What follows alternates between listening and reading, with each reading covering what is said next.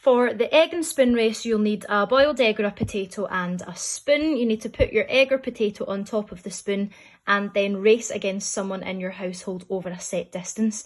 Don't worry if you don't have anyone to compete against. All you have to do is time yourself travelling the distance, and then the next time you do it, try and beat your high score. For the welly boot toss, you want to decide on your starting point and then use an underarm throw to toss the welly as far as you can. Each person in your house will have 3 turns, with the furthest throw being the winner. If you don't have a welly boot, you can use a shoe instead and it'll work just as well.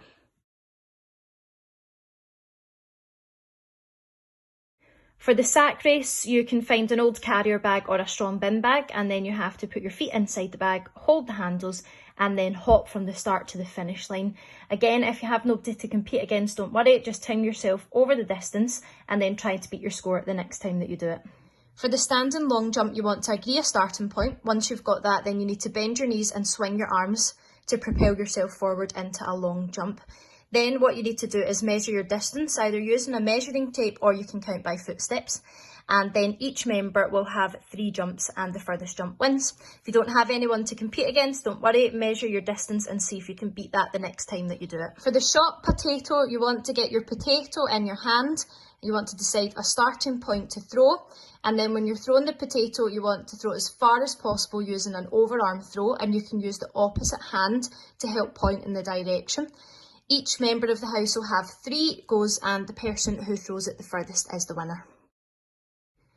For the basic obstacle course, you want to start off by balancing a plastic cup on your head.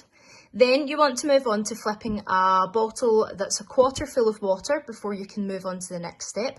Step 3, you want to crawl underneath a big blanket, and then step 4, you have to put on a jumper to finish the race.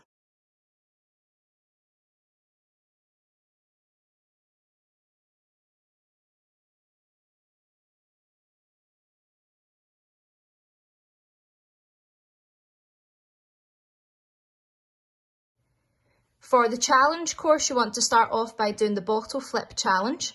Once you've done that, you can then move on to doing 10 sit-ups, and once you've done the 10 sit-ups, you have to hop on 1 foot to the next station. On the next station, you want to balance the plastic cup on your head and then move on. On the next step, you want to do 10 burpees and run to the next station. And then for the last step, you're going to put on a jumper and shorts over your clothes and you're going to run to the finish line.